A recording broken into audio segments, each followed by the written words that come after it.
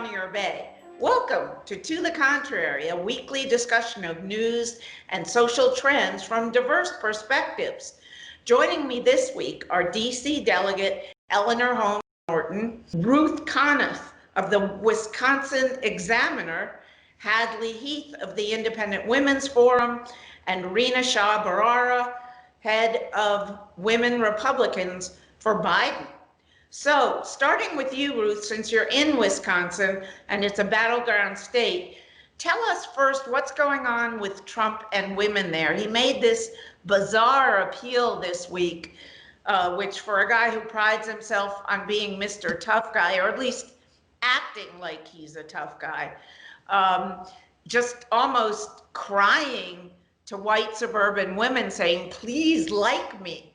Is that going to have any impact on white suburban women in Wisconsin liking him? Please like me was the ticket for Trump. I really don't. I think that the other part of that quote, of course, was that Trump assured white suburban women that he had been helping them out by opposing the desegregation of their neighborhoods, which is sort of a shocking assumption that white suburban women are, as a group, racist who are afraid that Black people are going to move in next door. This was not a winning appeal. And I just think that this is not, it's really a sign of desperation.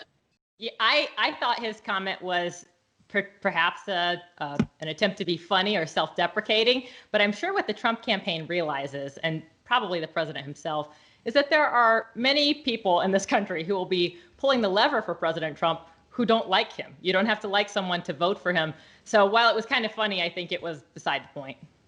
Well, I also was wondering, and I say this in all seriousness, was it a product of him being on steroids for COVID-19? Because it was really, he's not usually humorous. And it didn't seem to me like he was being humorous. It seemed to me like he was somebody sort of over pumped up on steroids. Yeah, I think he's being desperate. I don't think the steroids necessarily speak to it, but his desperation is showing in a way I think we have never seen it before. He radiates confidence, but what he knows is that white women, white suburban women, are who gave us the House of Representatives.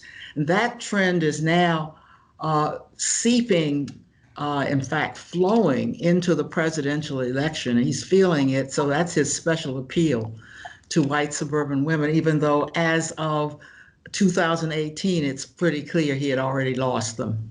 Rina, your thoughts, what percentage of those white women, white suburban women who are breaking now for Biden are Republicans? Well, I think, Bonnie, there's not any reliable polling that tells us anything about that as yet. And look, after 2016, anything can happen. I don't particularly see anything out there that tells me more about who's really shifting at this very point. I don't think people are being particularly honest. Also, let's not forget, this is an unusual year because of the early voting.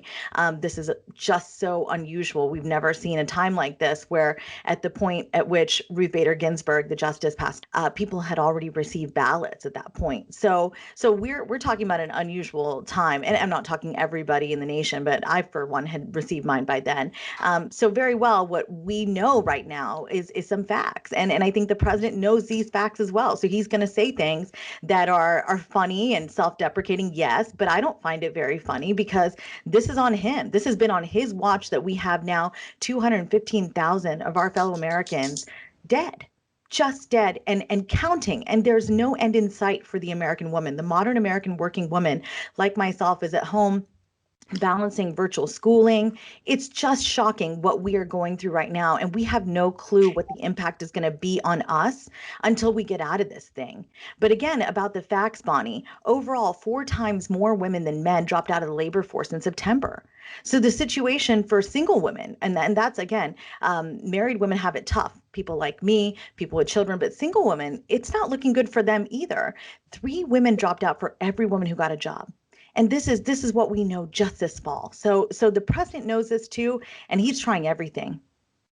Hadley from Colorado, how's the president doing? Not a battleground state, really, but sort of on the edge of being a battleground state. Yeah, you know, it's interesting. We talk about the suburbs a lot, I suppose, because the rural areas and urban areas are pretty much decided, right? And the question for the campaigns is, can they run up their margins in those places? Can Trump run up his margin in rural areas? And can Biden run up his margin in places like where I live, the city of Denver, which is deep dark blue? And so the question is really, how will the suburbs of not just Colorado, but the rest of the country vote? That's why there's so much focus on this group that tends to swing the electoral votes of important swing states in the Rust Belt and also swing states. You might consider Colorado this year. I don't think we're a swing state. In the past we have been, but states like my home state of North Carolina up in the air at this point, whether Biden will take those votes. So I think it's it's certainly the polling would suggest that President Trump is deep underwater in some suburbs, especially with suburban women. But I think, as Rina was sort of referencing, the polling's not reliable, in part, I believe, because when you talk about white, college-educated suburban women, frankly, it's sort of embarrassing for many women in this group to admit that they're planning to vote for President Trump. They don't talk about it socially. I think it's sort of the quietest voter group maybe in the country is white, suburban, college-educated women who are planning to vote for Trump. And they're making these plans because, if you'll remember, before the pandemic struck, the economy was at an all-time high. We did see not just a booming economy for everyone generally, but specifically for women. We saw sort of record numbers of women opening their own businesses, and we just had the lowest on record poverty rates for single mothers. We had a very good situation. And so far as the issues go, voters still say that the economy is their number one issue. This is true for women and men. And voters also still say that they trust President Trump more on the economy than Joe Biden. So that's really, I think, the only hope that President Trump has at this point is to remind voters that he could potentially bring economic prosperity in the future if we get the pandemic, of course, under control. Congresswoman, why are the Democrats not making more of the issue of the deficit? This president has run up higher deficits than any other president in U.S. history, even when you take the valuation of the dollar over time into account. This is now finally being called up by Republicans who are against Trump as an issue. Why aren't the Democrats using it? Deficits have never been a Democratic issue.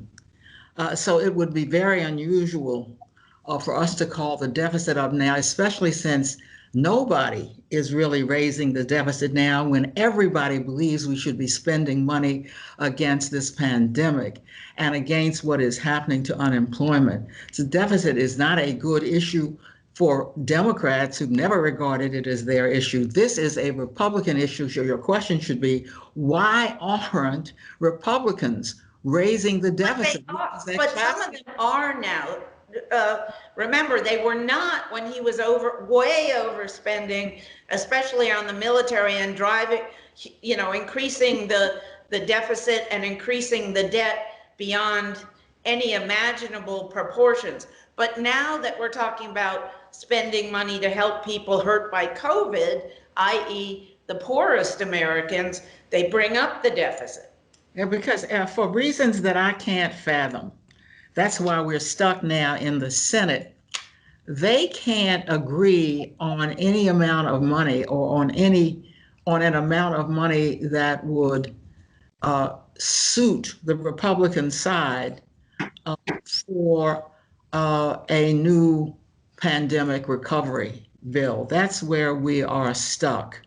So now they are pulling out the deficit as a reason for their own disagreement, when the reason for their own disagreement has really turns out to be the amount of money. They can't agree on an amount, particularly in the Senate. So the leadership has come entirely from the House, and the Speaker has refused to accept an amount that is essentially a token amount, which is what the Republican Senate has been offering. And they seem unable to agree on any amount because they understand that in order to get any kind of a bill that has a decent amount of funding, it would have to be done with Democratic votes. So the Republican Senate doesn't want a bill passed essentially with Democratic votes, even though there's a desperate need for that money in the nation as I speak. Okay, I want to switch topics within the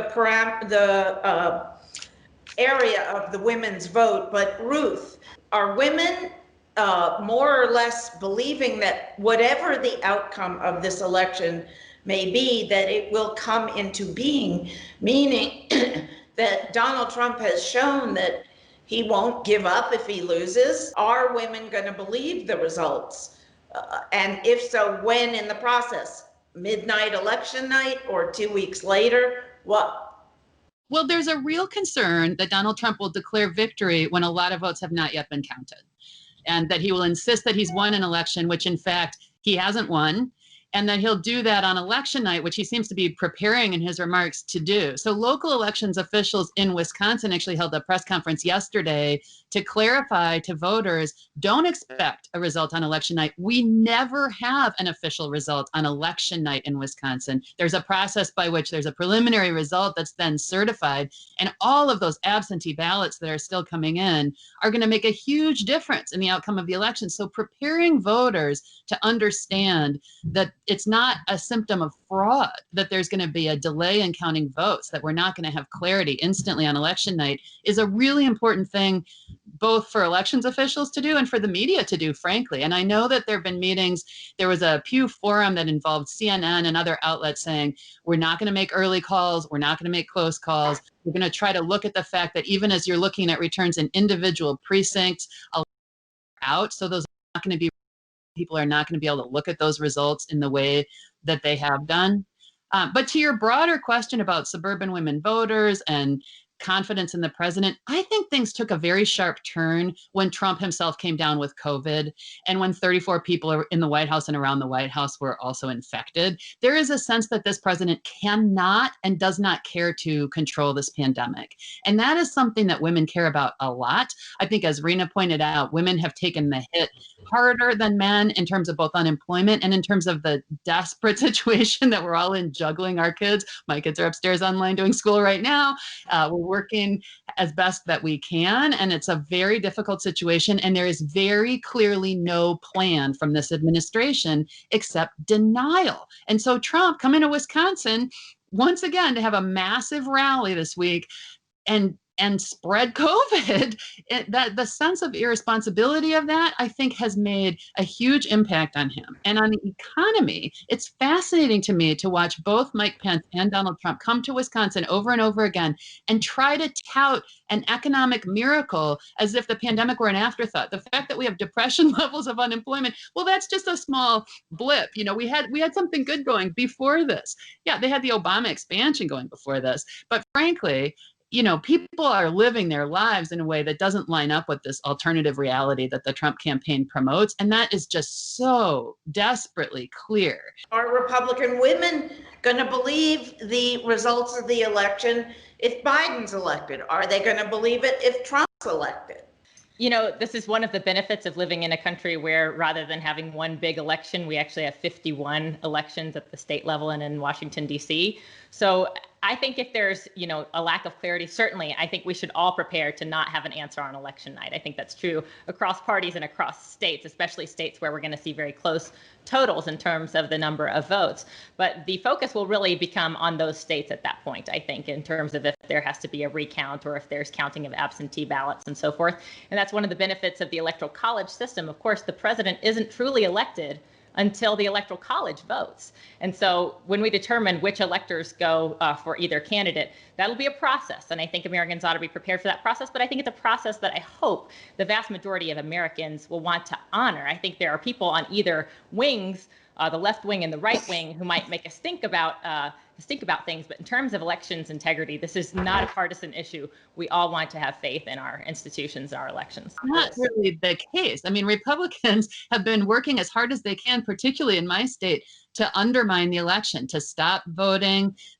They're taking cases to court to try to throw out voters. There's a voter purge effort here for people who may or may not have changed address. And then there's just the rhetoric of the president, who has been relentlessly trying to undermine confidence in election results in anticipation of losing and wanting to be able to say that it's not a legitimate result. So I think you really do see one party working very hard on suppressing the vote, on curtailing voting, and on undermining confidence in the election. Well, Eleanor, I did speak with with a Democratic official not too long ago who told me there's something like, I can't remember if it was 200 or 400 voting cases across the country, and sounding very worried because the president has appointed such a large percentage of not just Supreme Court justices, but also federal district courts and courts of appeals judges, that this person was worried that these cases may not be decided fairly. What are your thoughts? And then Rina, your thoughts on this too. Are you saying 200 or 400 voting rights cases? Voting rights cases across the country about disenfranchisement, about things like the Republicans in California putting out fake mail-in ballot boxes, things like that. Yeah, those cases have to be decided before the election, or they're going to be moot after the election. So that's why you see a rush in the courts now to get those cases through. And I think there are too many of them to go through, and they keep popping up every day. That's going to lead to more confusion at the polls. And my own sense from your earlier question is that women, even Republican women, are going to lead in accepting the results of the election, that their leadership is far more likely and important to say the election has been decided, let's move on. Do you agree, Rina? And let's address the elephant in the room. I mean, this administration will not commit to the peaceful transition of power. That still leaves me on most nights awake and feeling really scared about the future. I mean, this is a year where we've had two pandemics, as it's often been talked about in the media. We've had civil unrest, and then we've got this COVID-19 pandemic, and both of which have been handled so poorly by this administration. If I just look at it on its face, and look, I'm somebody that's made my career in Republican politics. But I'll tell you, voting should not be partisan. And I truly believe in the good of our elected officials, but I've given them 4 years to call it like they see it. Many Republicans on Capitol Hill, and they have not done that. So, I'm not an alarmist by any means, but I believe this election could very possibly break America. If the vote is so close, Trump could easily throw this election into chaos and subvert the result. What in the Constitution stops him, Congresswoman, very briefly, and then we want to switch to our second and final topic? Look, it's clear to me that he cannot stop this from occurring, and that even the armed forces, if necessary, could be called to make it clear who won the election. I think that. What part of the Constitution allows that to take place? Well, the Constitution assumes the peaceful transfer of power. So if there is not a peaceful transfer of power, it will rest on who is keeping the power from being transferred as to who gets to settle the election. It seems to me that this is mostly going to be done by court suits. He may refuse to get out. I don't think you'll really call in the army. Somebody will sue, and the Supreme Court will have to decide. The peaceful transition of power is one of our long-established norms, something that I think generally is the reason it happens is because the American people want it to happen, and it speaks to our good, virtue as a society, that we want to live in a society. We have faith in our institutions. If we don't have faith in our institutions, our norms start to fall apart. And while I do believe President Trump should absolutely be committed to a peaceful transfer of power, should he be ousted from office or whenever that time may come, I also believe that on the other side of the aisle, Joe Biden and Kamala Harris should commit to not packing the Supreme Court by adding more justices. That would also be a violation of our norms. Joe Biden has just given in a bit. He keeps, I don't know why he didn't answer this question before, but he said, look, I've already indicated in the past that there should be 9 justices. He should have put this to rest long ago. I don't know what it was. We're now talking about Amy Coney Barrett's confirmation hearings, which began this week. Should she have committed herself to recusing herself as a justice when it comes to deciding this election, if it goes to the Supreme Court? No, I don't believe she should have recused herself because, frankly, I mean, if I were in her shoes, no way. You have a chance to be on the highest court in the land. No way. This was in the hands of the Senate, Republican. That's not the reason why justices are supposed to act. Well, we're sort of, they're up there and they have the power to do it. Right. Well, we're sort of policing her morality then, right? Like asking her to make a tough choice, and where are your morals at on that? When it's really in the hands of the Senate Republicans to do what they said during Merrick Garland, which was let the will of the people decide. We're too close to the election. I believe we were 10 months away back then. This time we're so close. Ballots already out, like I mentioned earlier. And yes, it's definitely. I want to tie this in here to Amy Coney Barrett, because I think she's been put in a tough spot in history. And again, Merrick Garland was put in a tough spot in history. And I think over the past 4 years, there is empirical evidence that shows that we as Americans trust our institutions less. I've always worried so much about voter apathy and voter fatigue. But when you see the system not working and you see such hypocritical action at the highest level of government, it just makes it makes their skin crawl, for lack of a better phrase. I fall in the age range of age 25 to 39. We're millennials. I cannot tell you how shocking it was to me to learn that 40% of non-voters are millennials. That was shocking to me. People should care, and they should care more this year than ever, because we have a public health emergency. Your thoughts, Ruth, about women's belief in a fair election if Amy Coney Barrett, as everybody expects now, will be confirmed before the election and takes part and votes that Trump won in a highly contested election. I think one of the most powerful moments in the hearings was when Senator Amy Klobuchar asked Amy Coney Barrett how she felt about voter intimidation and whether that was illegal. And Barrett refused to answer the question. She said it would be impossible for her to project. Trump is literally calling on people with guns to go to the polls and intimidate voters. And she refused to say whether she thought that was illegal. And then Senator Klobuchar read her the statute saying, yes, indeed, it is illegal to interfere with someone's right to vote, to intimidate them at the polls. So, the Republicans are trying to ram through this appointment. Trump has said point blank he wants her on the bench to decide the outcome of this election. She should absolutely answer that question, which is a fundamental ethical question for a judge. Will you recuse yourself? The president is saying he's appointing you for the purpose of ratifying the election for him. Will you recuse yourself? She refuses to answer that, as she refuses to answer a lot of questions. But it just shows, it really highlights how illegitimate this rush to appoint in the last days remaining before the election really is. And of course, as Rina pointed out, so hypocritical, given that the Republicans were unified in their position that 11 months out from an election, it was outrageous to allow Obama to make the appointment of Merrick Garland. So, I think we're all really on pins and needles because we don't know what's going to happen. We've never had an election like this. We've never had a president like this. And I think it's absolutely possible that we could lose our democracy. And the most important thing for people to do about that right now, apart from arguing about who is the one to drag the president out of the White House if he won't concede, which is a, kind of almost funny if it weren't so tragic argument that's gone on among the Joint Chiefs. We're not doing it. Is it the White House janitor who takes Trump out if he loses? But people have to vote. Thank you. Hadley, your final thoughts, and then Eleanor.